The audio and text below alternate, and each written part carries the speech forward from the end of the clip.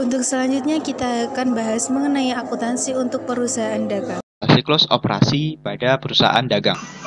Nah, kalau teman-teman lihat di slide ini, itu ada ilustrasi. Ya, walaupun di sini ilustrasinya itu service company ya. Jadi misalkan di sini ada perusahaan jasa, itu melakukan jasanya atau perform service. Nah, misalkan contohnya itu di ilustrasi ini tuh bengkel mobil misalkan. Nah, perusahaan itu akan melakukan perbaikan misalkan, perbaikan kepada mobil konsumen atau customer. Nah, setelah melakukan perbaikan itu, ternyata konsumen atau customernya itu tidak membayar secara cash atau membayar secara kredit.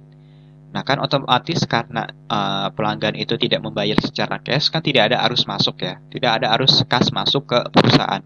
Maka perusahaan akan mengakui hal tersebut sebagai accounts receivable. Lalu misalkan beberapa hari setelah itu, pelanggan baru membayar utangnya atas jasa perbaikan mobil tersebut. Nah, kalau misalkan pelanggan itu membayarkan utangnya kepada perusahaan secara otomatis secara cash ya, kalau membayar utang. Nah, itu kan udah pasti akan ada arus kas masuk ke perusahaan. Perusahaan akan receive cash di sini. Maka dari itu baru perusahaan akan mengakui hal tersebut sebagai cash. Nah, contohnya kalau di merchandise company atau di perusahaan dagang itu seperti apa? Contohnya itu misalkan ada perusahaan A. Perusahaan A menjual barang dagang ke perusahaan B misalkan. Seharga 10 juta. Nah, perusahaan B itu tidak membayar barang dagang tersebut secara cash. Jadi, misalkan perusahaan B ini membayar masih nanti gitu. Nah, perusahaan A sebagai perusahaan yang menjual itu akan mengakui hal tersebut sebagai accounts receivable.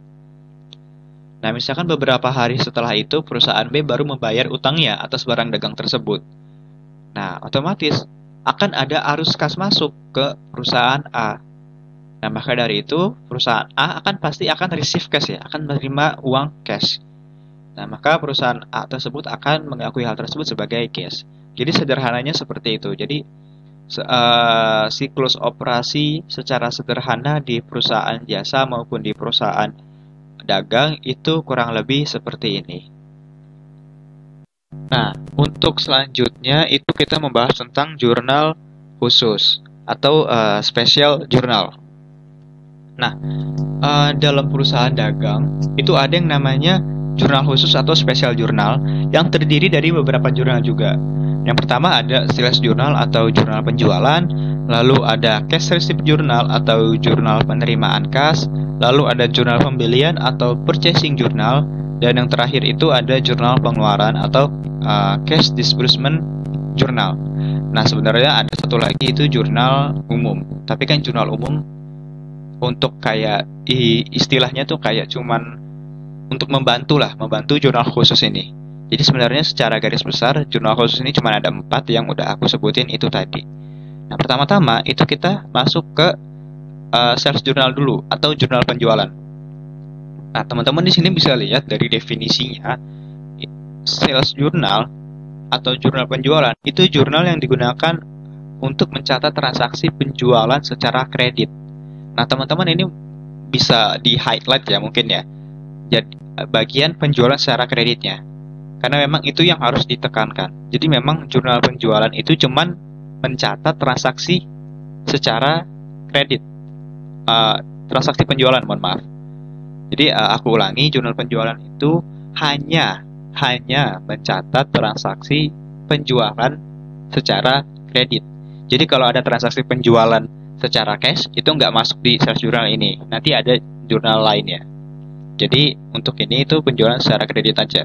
Nah, makanya di sini teman-teman, kalau teman-teman bisa lihat di bagian contohnya sales journal itu ada kolom yang paling atas itu judul kolomnya ya. Judul kolomnya itu ada account receivable DR ya. DR itu debit ya. Accounts receivable debit dan kreditnya itu sales revenue. Kenapa? Ya karena kalau penjualan secara kredit itu ya biasanya melibatkan dua akun itu, account receivable dan juga sales revenue. Lalu kalau di teman-teman lihat di sebelahnya itu ada cost of goods sold di debit dan juga inventory di kredit. Ini sebenarnya terkait sistem pencatatan akuntansi ya. Ada yang namanya perpetual dan juga periodik. Dan itu nanti dibahas di slide yang lainnya. Kita fokus ke sales jurnalnya aja dulu. Dengan asumsi teman-teman belum belajar tentang perpetual dan juga periodik ya. Nah, jadi ya kalau teman-teman lihat di sini, ini tuh tabelnya sebenarnya sederhana. Cuman melibatkan account receivable debit dan juga sales revenue di kredit. Karena memang penjualan secara kredit kan. Jadi misalkan kalau ada perusahaan A menjual barang dagang secara kredit ke perusahaan B sebesar di sini misalkan 10.600, maka jurnal yang dibuat oleh PT A sebagai penjual adalah ya tinggal account receivable di debit sebesar 10.600 dan juga sales revenue sebesar 10.600. Jadi sebenarnya sederhana, sesimpel itu sih. Nah, ini teman-teman kalau lihat di sebelah kiri itu ada account debited. Account debited ini maksudnya adalah kita menjual kepada perusahaan siapa. Jadi misalkan di tanggal 3 Mei itu ada about sisters. Jadi artinya pada tanggal 3 Mei itu kita melakukan transaksi penjualan secara kredit ke about sisters dengan nominal 10.600. Jadi jurnal penjualan ini sebenarnya simple ya, cuman melibatkan account receivable di debit dan juga sales revenue di kredit. Lalu selanjutnya adalah cash receipt journal atau jurnal penerimaan kas. Sesuai definisinya, cash receipt journal ini adalah jurnal yang digunakan untuk mencatat segala transaksi yang berkaitan dengan penerimaan kas. Artinya ketika ada kas masuk, ada arus kas yang masuk, itu masuknya ke cash receipt journal ini atau jurnal penerimaan kas ini. Nah, seperti teman-teman bisa lihat pada contoh ilustrasi yang udah ada di slide ini, itu kolom-kolomnya itu agak banyak ya jika dibandingkan dengan materi-materi jurnal-jurnal sebelumnya. Kenapa? Karena memang biasanya jurnal-jurnal yang berkaitan dengan penerimaan kas itu juga melibatkan beberapa akun. Nah, misalkan contohnya di sini ada kas di debit ya, udah pasti ya. Karena ya dari definisinya aja, jurnal ini tuh yang berkaitan dengan penerimaan kas, otomatis kas di debit. Lalu di debit itu juga masih ada sales discount. Sales discount ini itu diskon penjualan. Nah, kan karena memang diskon penjualan ini nggak selalu ada, jadi memang kolomnya itu nggak full, nggak kayak kolom cash ya. Kalau teman-teman lihat kolom cash di debit ini tuh full ya, karena memang ya udah pasti ada cash di debit, karena ya jurnal ini berkaitan dengan transaksi yang berkaitan dengan penerimaan kas. Nah, contoh sales diskon itu apa sih? Kayak misalkan PT A menjual barang dagang kepada PT B seharga 10 juta dengan diskon misalkan 20%. Nah, otomatis PT B membayar walaupun harganya 10 juta, tapi karena dikasih diskon 20%, PT B ini kan nggak mungkin bayar 10 juta kan. Udah pasti ya bayar setelah dipotong diskon, yaitu 8 juta. Maka dari itu, PT A itu pasti udah pasti akan mencatat transaksi tersebut seperti ini. Jurnalnya itu cash di debit 8 juta. Kenapa 8 juta? Karena kan ya kan udah didiskon. Otomatis kan menerima uangnya itu kan setelah harga diskon kan 8 juta. Lalu sales diskonnya baru 2 juta. Nah, jadi cash di debit 8 juta, sales diskon di debit itu 2 juta. Dan di kreditnya itu sales revenue sebesar 10 juta. Nah, maka teman-teman kalau teman-teman buat jurnalnya itu akan balance ya. Debit kreditnya itu sama-sama 10 juta. Lalu di sini ada account receivable ya di bagian kredit. Kenapa? Karena memang biasanya jurnal penerimaan kas itu berkaitan dengan pembayaran piutang. Makanya di sini kenapa account receivable di kredit, karena ya berkurang gitu piutangnya. Kalau misalkan ada pelanggan yang bayar piutangnya, kan otomatis jurnalnya itu cash di debit dan juga account receivable di kredit. Lalu sales revenue di kredit juga seperti yang udah aku contohi tadi di awal, biasanya sales revenue itu selalu di kredit kalau berkaitan dengan penerimaan kas. Lalu di sini ada other account. Nah, maksudnya other account ini apa? Itu biasanya akun-akun yang nggak selain dari yang ada di table ini. Jadi akun-akun selain account receivable, selain sales revenue, itu biasanya masuk ke other account. Contohnya apa? Contohnya adalah ketika perusahaan itu meminjam uang di bank. Kan misalkan perusahaan A itu meminjam uang sebesar 100 juta kepada bank ABC misalkan. Otomatis PTA kan akan menjurnal cash di debit dan juga bank loan. Bank loan di kredit ya, 100 juta. Karena ada pemasukan kas sebesar 100 juta, lalu ada pinjaman bank atau bank loan ya bahasa Inggrisnya. Bank LOAN, bank loan sebesar 100 juta. Nah, contohnya lagi tuh apa? Contohnya adalah share capital misalkan. Misalkan ada orang ingin membangun sebuah perusahaan, lalu dia menyetorkan dana pribadinya sebesar 50 juta ke perusahaan. Maka perusahaan itu jurnalnya akan cash di debit sebesar 50 juta dan juga share capital di kredit sebesar 50 juta. Jadi order account itu simpelnya selain dari account receivable dan juga sales revenue ini, tapi tetap berkaitan dengan penerimaan kas itu tadi. Selanjutnya ini ada jurnal pembelian atau purchasing journal. Jurnal pembelian itu digunakan untuk mencatat transaksi yang hanya berkaitan dengan pembelian secara kredit. Jadi kalau ada pembelian secara cash atau secara tunai itu beda lagi ya jurnal ya. Jadi kalau ini tuh pembelian secara kredit aja.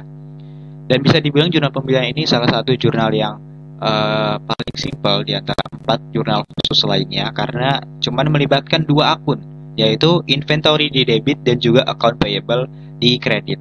Karena memang sesuai definisinya, ini tuh hanya melibatkan transaksi pembelian secara kredit. Ya, secara otomatis ya hanya melibatkan inventory di debit dan juga account payable di kredit. Nah, kalau teman-teman lihat di sini kita masuk ke contohnya aja. Jadi di tanggal 6 Mei itu kita membeli barang dagang dari Jasper Manufacturing. Nah, dengan termin ya, ini juga salah satu yang menandakan pembelian secara kredit itu biasanya ada terminnya. Jadi kalau teman-teman lihat ada soal perusahaan itu membeli barang dagang, terus ada terminnya. Nah itu teman-teman nggak perlu bingung lagi, ini bayarnya secara kredit atau secara tunai. Karena kalau ada terminnya, kayak misalkan ini 2/10, N/30, itu tuh udah pasti secara kredit, nggak mungkin secara tunai. Makanya di sini itu di jurnal pembeliannya ini tuh ada kolom termin. Lalu ya di kolom paling kanan itu ada inventory di debit dan juga account payable kredit. Contohnya di sini adalah 11.000. Jadi maksudnya di tanggal 6 ini kita membeli barang dagang dari Jasper Manufacturing dengan termin 2/10 N/30 sebesar 11.000. Jadi kan kalau misalkan soalnya itu PTA membeli barang dagang kepada PTA membeli barang dagang dari PTB seharga $11.000 dengan termin 2/10 N/30. Nah, maka jurnal yang akan dibuat oleh PTA adalah inventory di debit sebesar 11.000 dan juga account payable di kredit sebesar 11.000.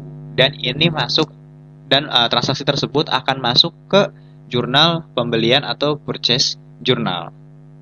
Contoh transaksi dari pengeluaran kas yaitu ada pembayaran beban gaji, pembayaran beban listrik, pelunasan hutang kepada supplier, dan transaksi lainnya.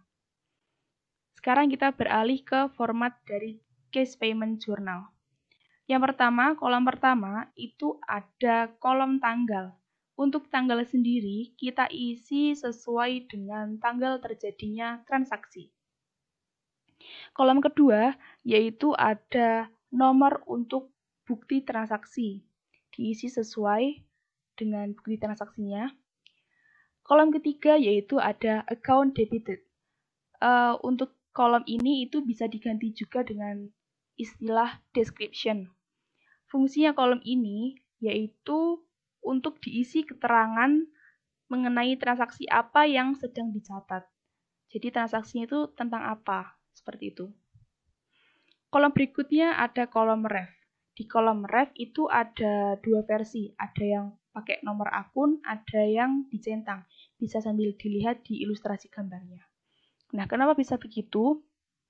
Ini sekaligus menjelaskan juga untuk kolom yang berikutnya, yaitu ada other account debit dan account payable debit. Nah, kita tahu sendiri ya, kalau misalkan di perusahaan dagang, kalau itu paling sering terjadi pengeluaran kas berupa pembayaran hutang kepada supplier. Jadi frekuensi dari transaksi pelunasan atau pembayaran hutang itu lebih sering. Oleh karenanya, dibuatlah kolom khusus untuk account payable di bagian debit. Kenapa di debit? Ya karena kalau kita bayar utang, pastinya kan utangnya berkurang. Utang berkurang di debit. Oleh karenanya itu dibuat kolom sendiri. Nah, untuk other account sendiri, itu dibuat untuk akun-akun selain account payable. Dan untuk nomor dari other account itu ditulis di ref. Nah, seperti itulah. Dan untuk yang kolom ref yang ada di centang itu menjelaskan kalau sudah ada saldonya di account payable. Jadi tidak perlu menuliskan nomor di other account karena itu merupakan transaksi pelunasan hutang. Seperti itu. Dan untuk kolom yang kredit itu juga ada kolom inventory dan tentunya kolom cash karena ini kan pengeluaran kas ya. Jadi kasnya harus di kredit. Nah, dari penjelasan keempat jurnal khusus tadi dapat kita simpulkan kalau dalam perusahaan dagang itu untuk transaksi yang tunai, semua transaksi yang tunai itu misalkan transaksinya berupa penerimaan kas, maka harus kita catat di cash receipt. Dan kalau itu transaksi pengeluaran kas, berarti dicatat di cash payment journal. Oke, selanjutnya kita akan membahas terkait general journal atau jurnal umum. Nah, teman-teman, kita itu sebenarnya bisa ya kalau menjurnal dengan jurnal umum saja. Tapi kita juga bisa menjurnal pakai jurnal khusus dan jurnal umum. Karena biasanya di perusahaan dagang itu akan banyak transaksi pembelian, transaksi penjualan, transaksi penerimaan, dan pengeluaran kas. Yang itulah menjadi alasan kenapa dibuat jurnal khusus. Karena transaksi-transaksi itu kan frekuensinya lebih banyak dan lebih kompleks daripada perusahaan jasa. Jadi dibuatlah jurnal khusus untuk bisa memisahkan dan pemeriksaan terhadap transaksi itu menjadi lebih efisien. Ini juga sekaligus menjawab ya pertanyaan dari slide sebelumnya tadi tentang apakah mungkin ada transaksi yang tidak bisa dicatat di 4 jurnal khusus tadi. Jawabannya ada dan mungkin. Dan transaksi yang tidak dicatat di 4 jurnal khusus tadi dicatatlah di general journal ini. Dan contoh transaksinya apa Kak? Contohnya yaitu retur penjualan maupun retur pembelian. Kita catat di general journal.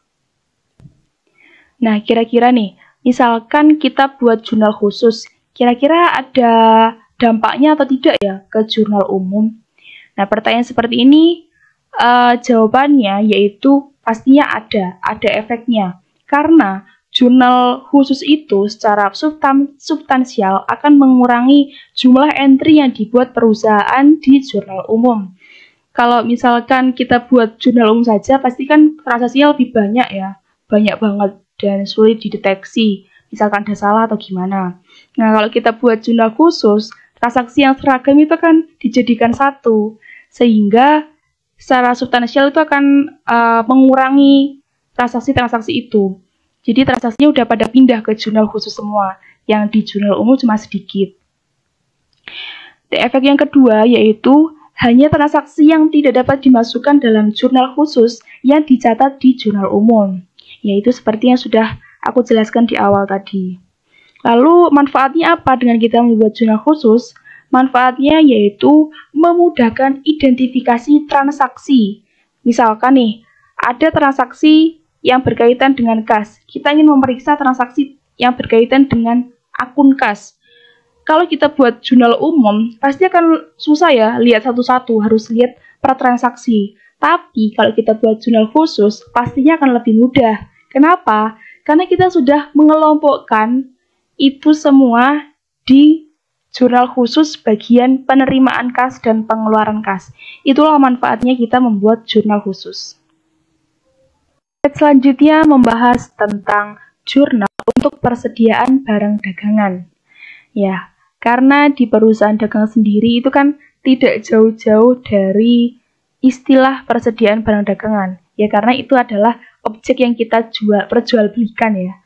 Nah, di slide ini aku akan menjelaskan ketika ada transaksi penjualan, pembelian, ataupun retur, fungsi atau posisi dari akun persediaan itu bagaimana, dan aku akan menjelaskannya itu secara terpisah antara metode perpetual dan metode fisik atau periodik agar lebih mudah dipahami. Nah, yang pertama yaitu ketika ada transaksi pembelian tapi pakai metode perpetual.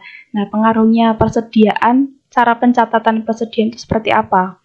Yang pertama yaitu kita harus mendebit merchandise inventory.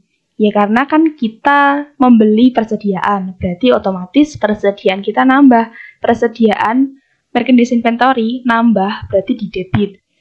Nah, kalau kita membelinya secara tunai, berarti kreditnya itu kas. Tapi kalau kita belinya secara kredit atau tidak tunai, berarti kreditnya yaitu account payable.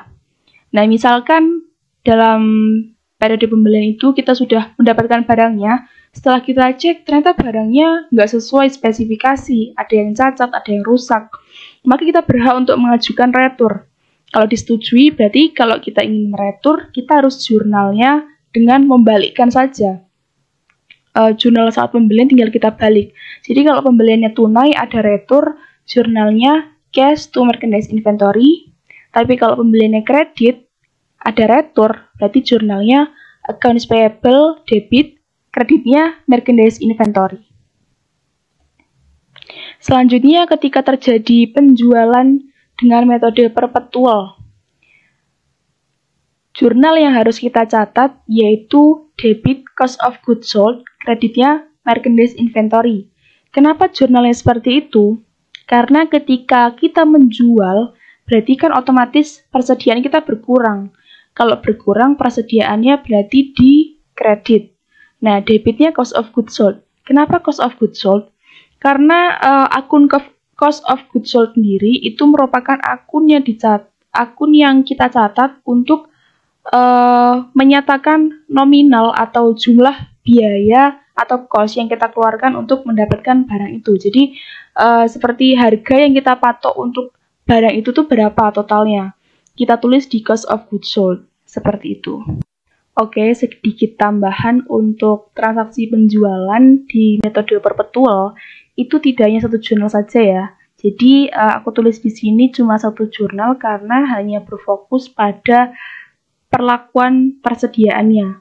Jadi secara garis besarnya, ketika ada penjualan, maka ada dua jurnal yang harus kita catat. Yang pertama kita mencatat penjualannya, yang kedua kita mencatat HPP dan persediaan. Jadi misalkan penjualannya secara tunai, maka jurnal pertamanya adalah cash-nya debit, kreditnya sales. Jurnal keduanya yaitu cost of goods sold, debit, merchandise inventory, kredit. Tapi kalau penjualannya secara non-tunai atau kredit, maka jurnal pertama yang dicatat adalah accounts payable, debit, kreditnya sales. Jurnal keduanya yaitu sama, cost of goods sold, debit, kreditnya merchandise inventory. Selanjutnya yaitu jurnal untuk persediaan barang dagangan tapi dengan metode periodik. Kalau tadi kita sudah membahas tentang perpetual, sekarang kita ke periodik. Bedanya apa? Sangat berbeda pastinya. Perbedaannya itu terletak pada perlakuan untuk persediaan barang dagangan. Jadi kalau perpetual itu kita pakai persediaan barang dagangan untuk mencatat ketika ada pembelian maupun penjualan. Tapi berbeda banget kalau di periodik atau di metode fisik, itu kita tidak menggunakan persediaan barang dagangan. Jadi kita pure hanya memakai akun pembelian dan penjualan. Selain itu, perbedaan juga yang paling terlihat di antara kedua metode ini, kalau di perpetual itu kita tidak memakai akun pembelian. Tapi di periodik kita pakai. Oleh karena itu, di slide ini aku menuliskan, baik ketika pembelian ataupun penjualan secara tunai ataupun kredit, tidak dilakukan pencatatan dengan menggunakan akun persediaan. Karena apa? Karena persediaannya itu nanti akan dihitung secara fisik di akhir periode. Perhitungannya itu dilakukan saat membuat laporan laba rugi. Begitu juga saat penjualan, baik tunai maupun kredit, tidak dilakukan pencatatan dengan akun persediaan dan HPP. Karena persediaan dan HPP itu juga nantinya akan dihitung di akhir periode atau saat penyusunan laporan laba rugi. Jadi, pada intinya, kalau di perpetual, kita pakai persediaan karena akun itu kita gunakan secara langsung untuk mencatat arus masuk dan arus keluar dari persediaan. Kalau kita beli kan pasti kita dapat nambah persediaan, kalau kita jual persediaannya berkurang. Kita catat langsung itu di persediaan. Tapi kalau di metode periodik, itu kita pakai perantara akun pembelian dulu. Dan nanti kita hitunglah persediaan dan HPP tersebut di akhir periode saat laba rugi dibuat.